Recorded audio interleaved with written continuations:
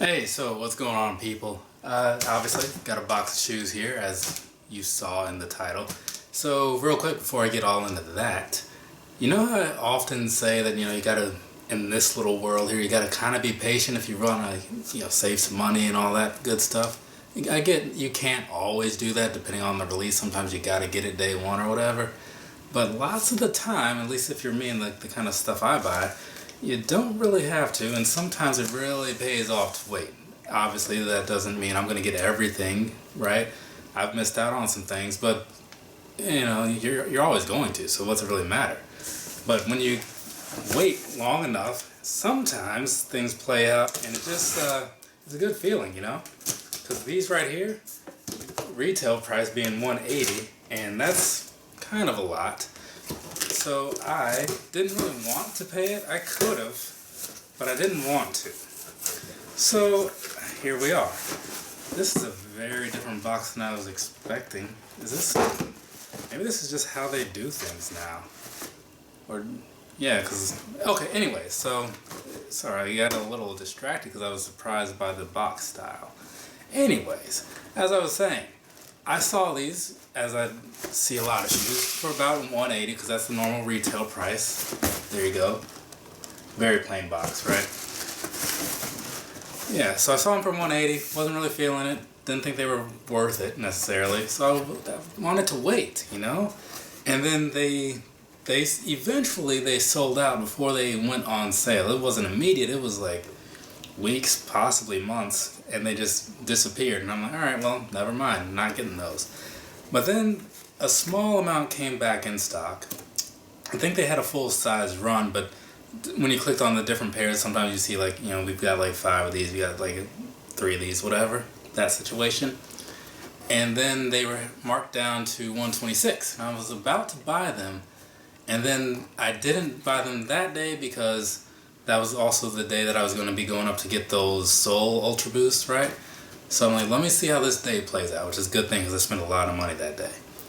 And it seemed also a good thing because a few days later, Adidas did one of those sales with 20% off or whatever the percentage was. Either way, these came down to $100. To be specific, I think they were $100.08 after you include taxes. So yeah. Not bad at all. Not bad at all. So let's go ahead and get on into this. If you want to look at the side of the box, which I don't think anybody ever does. There it is. Okay, let's open this thing up here. Is this? Okay. Alright. This right here. An UltraBoost 19, right? Let me get the other pair out, then we'll do the full-on review thing and all that good stuff. Just want to make sure, as usual, that everything looks like it's supposed to look. I don't know why this is... I'll deal with that later. So, this one looks good, this one looks good. Alright, cool. Let's do this.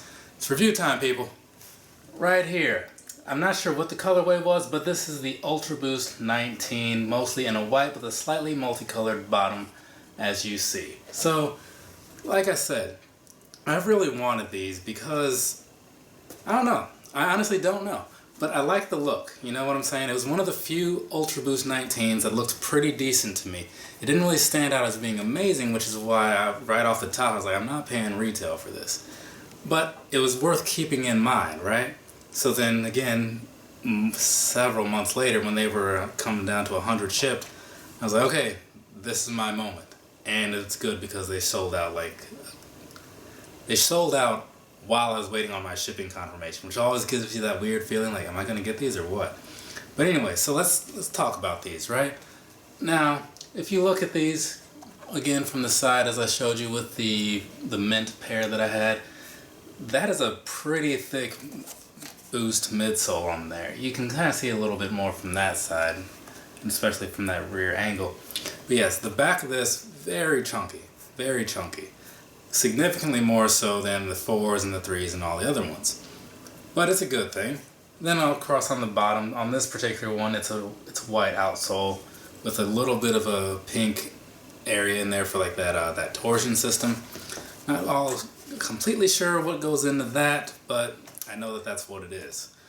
And then again, back to the upper part, which is really where these things just kind of become different. I liked these because it's a fairly plain color compared to like a lot of the crap that I normally buy. But I do like the multicolor thing because that always really just gets my attention. So looking at these here, you got a lot of different colors going on here, a lot of greens, blues, purples, reds, just kind of woven all in between. And then when you look at the upper, if you can get a good shot there, you see it kind of woven even all between here too with all the same colors. I don't see as much green though, but the green is pretty light everywhere else anyways. So it's just a nice shoe to me. It's a pretty good summer one, I would say, but you know, you'd have to be the judge of that if it's good for you or not. But really it's nothing spectacular. And then you have the white cage thing that goes around the outside, which I still don't like. Overall, past that, and actually, you know what? I don't have to split this video to do that on foot, so I can just get those videos in here now and then just let that happen while I finish talking about this. So one of the other things about these here is the upper and all that stuff. Again, this is all prime knit, right? Very stretchy, very stretchy. It feels a little more secure in some of these areas, but this part up here is definitely stretchy. But over time is what happens over time is that it will loosen up a bit. So that way, even though these tend to feel pretty snug when I first put them on, but after some wears they do loosen up and everything gets pretty decent actually. So I'm still going to suggest going, this is the sizing part, I'm still going to suggest going true to size because it really just makes the most sense. But past that, I don't know what else to say other than that these are super comfortable and getting one of those mornings. Yeah, I guess so. Running out of time, I guess. But anyway, so for these, they're very simple shoe, right? Go true to size. For me, that's a 9.5 because that's what I wear in Adidas. I do go with a 9 on Nikes, so I don't know if you switched up at all, but buy the same size that you would normally buy in any other Adidas and you'll be good. That's what I'm going to say about that.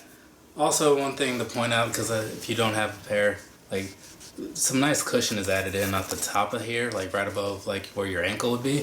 So I haven't worn my other pair yet, but it's from just trying them on, it is a nice feeling.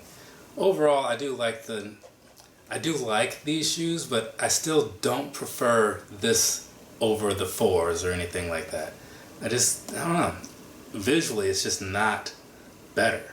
That's all it comes down to. But yeah, so this video isn't going to be super long because there's not a whole lot else to say. And I have one more review to do anyway, so I'm just going to go ahead and get on to that.